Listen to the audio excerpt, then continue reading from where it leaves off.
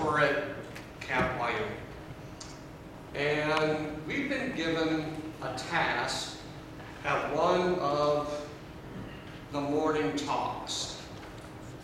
We're to put ourselves in character of the prophet Ezekiel. Because I don't know about you, but when I was junior high, high school, or even much older, the prophets kind of all ran together to me. They all seemed like they wore these proper robes. They may not have been fancy, but they were dressed appropriately, and they were always very somber and very serious and wagging their finger and calling the people to repent. They just weren't really the kind of folks you wanted to hang out with at the bar or have a beverage with, because they were so uptight and they were so angry, and they were saying the things that we didn't want to hear. So I'm going to suggest, as we get into character for Ezekiel, that we take a slightly different tack, because while certainly Ezekiel exhibited many of those attributes, calling the people time and time again, look, your kingdom is falling apart, and it's not a matter of if anymore, it's a matter of when. I still see Ezekiel driving down the road there towards Deer Center at Camp Wyoming in a 1967 VW minibus with some sort of faded peace signs still visible in the rusted paint job. And having Ezekiel come out, now if I was in character, I had to have hair and don't have a lot of it, but kind of long and unkempt and maybe wearing tie-dye, smelling faintly of patchouli. And having these very distinctive stains down each of the sides of his shirt and his pants, on the left side and on the right side, because if you remember, he basically laid on his side for 1 year, flopped over, and laid on his other side for more than a year. And then right there in the meadow by Deer Center, he would begin to prepare a meal. And Ezekiel had a very distinctive cooking method. It was, I like to say it was mesquite, like to even say it was buffalo chip. It was even more disgusting. Don't think I really want to have the barbecue made from the dung fire that Ezekiel fired up. It's part of his calling too. He was a very distinctive guy. And then, not only did he perhaps sound distinctive, there was those visions. You know, a chariot with fire and horses and flames and dry bones becoming flesh. I mean, you had to wonder, did he sit on the banks of the Euphrates and discover a few funky mushrooms? But there's something else about Ezekiel and the allusion to that time in U.S. history that actually resonates with its own time. As we know, that was a time in this country of great political and social unrest, and this time was ripe with all sorts of political machinations in the people of Israel. And that's actually what this whole passage is part of. It's part of a larger story about the political climate and the house of Israel's response to that. If you remember the story, there were two eagles. This was an allegory that God spoke through the hippie prophet, for lack of a better phrase. That the first eagle flew and took a branch of a cedar, and it was a very tall cedar, Lebanon, and then came and planted it in relatively fertile soil with water, and it should have become another very tall cedar, but instead it became a very low-lying, spreading cedar. Instead of a deep taproot, the roots were shallow. And the branches kind of pretended to point towards the eagle, but really kind of pointed somewhere else. And that was exactly what was happening. God had let the Hebrew people live in the bed they made, so to speak.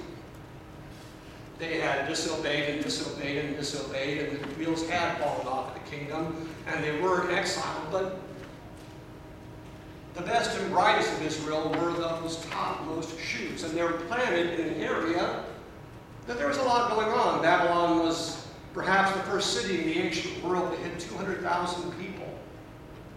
There was a huge empire with all kinds of trade. If you were one of the best and brightest, it was a relatively good land. You made some bad choices as a people, but there really was no reason why you shouldn't flourish. Except that they decided they wanted to go back, even to a land that at that point was nothing more than a smoking trash heap. So another eagle flies and sees that there's another cedar there, and is debating, should I take a sprig from that and plant it, hoping that this one should grow tall, or not? And that second eagle was representative of Pharaoh. Because while the Hebrew people were paying lip service to Nebuchadnezzar and his descendants, they were really seeking the power of Pharaoh to effectively defeat the armies of Babylon and restore them to their homeland. And God was saying, ain't going to happen. Pharaoh's armies, while Pharaoh was strong, he isn't that strong. It isn't going to happen because you won. It isn't going to happen because not only did you break treaty with me, your sovereign Lord and King, you broke and are breaking faith with your earthly emperor, Nebuchadnezzar, and this pattern is just repeating itself. It's going to take me to break off a sprig and to plant it in a way that only I know how. Back in the heights of Israel. And I'll nourish it, and I'll cause it to flourish. And only through that way will it happen.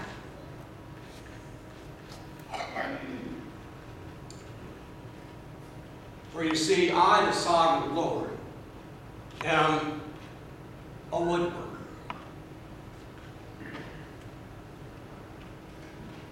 Because looking back into history, that really is what God the artist does. He has a variety of different mediums, but he seems to have a preference for wood. Back in the beginning, with the garden, you had this magnificent garden, but the centerpiece were two trees. Tree of knowledge of good and evil, tree of life. But broke faith, disobeyed. A few chapters later in Genesis, we hear about how that disobedience had reached a point where God was going to start new.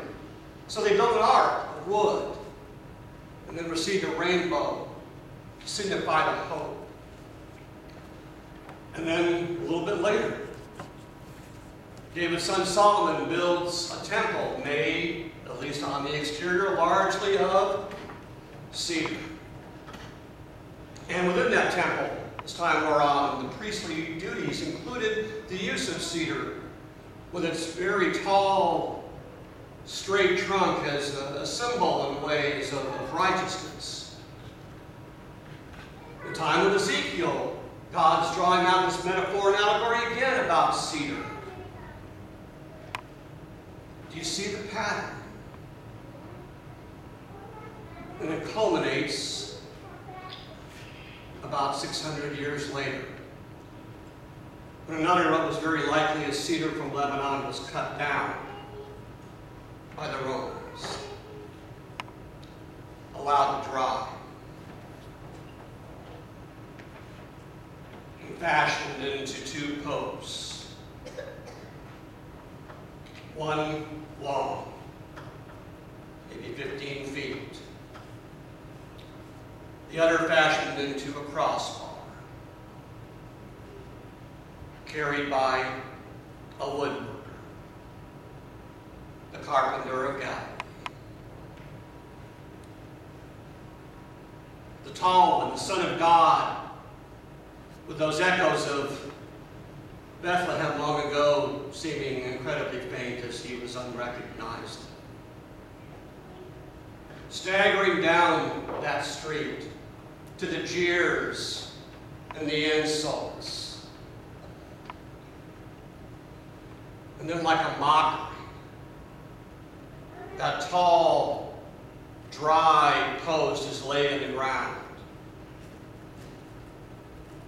And the Son of Man, the woodworker, lays down on it. And all the brokenness of that original disobedience, all the brokenness of the time of the exile, all the brokenness of what was happening then, all the brokenness that was to be, all of it was pierced into that cedar, corrupted and destroyed. That green, tall tree was dry and rotten with our sin. And then the woodworker was raised, again like a mockery. That sin was lifted up for all to see, like the serpent fashioned onto Moses' wooden staff in the desert.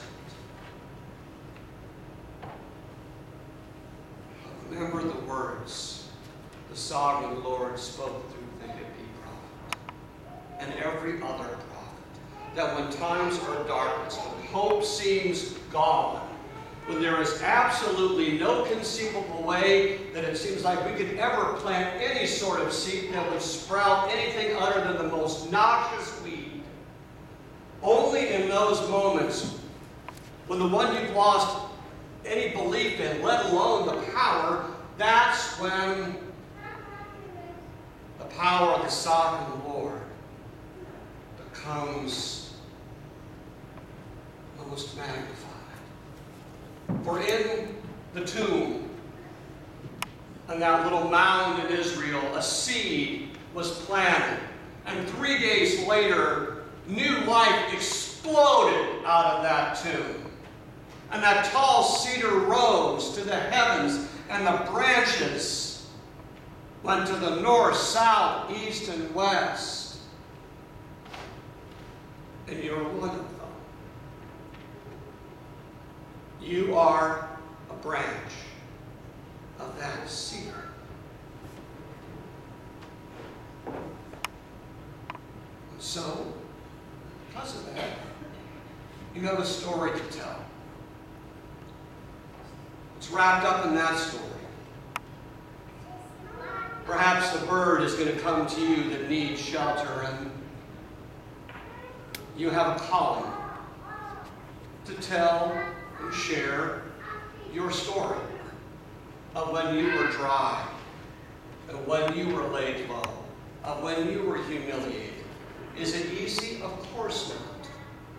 But we've all been in that moment where we've been ashamed of what we've done or what we have done. And there is absolutely nothing more powerful than to look somebody in the eye and tell them about that. Allow yourself to be humiliated, just as the Son of God himself was humiliated. And then share the hope of the woodworker. Or maybe you're in that point now. Maybe you came today just because it seemed like there was no other place to go.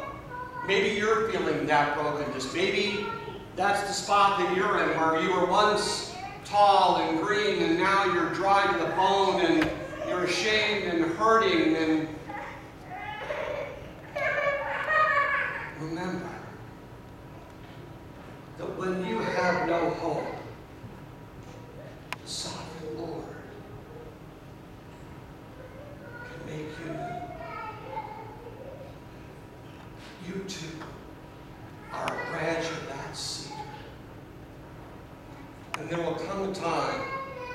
when you're healthier, then a bird will come to you seeking shelter, just as you came. And you too can share the story spoken by the sovereign Lord boldly, without any sense of shame or reserve, just like the hippie prophet. You too can speak the hope of the woodworker, the one that said, I am the sovereign Lord, I have spoken, and I will do it. Thanks be to God.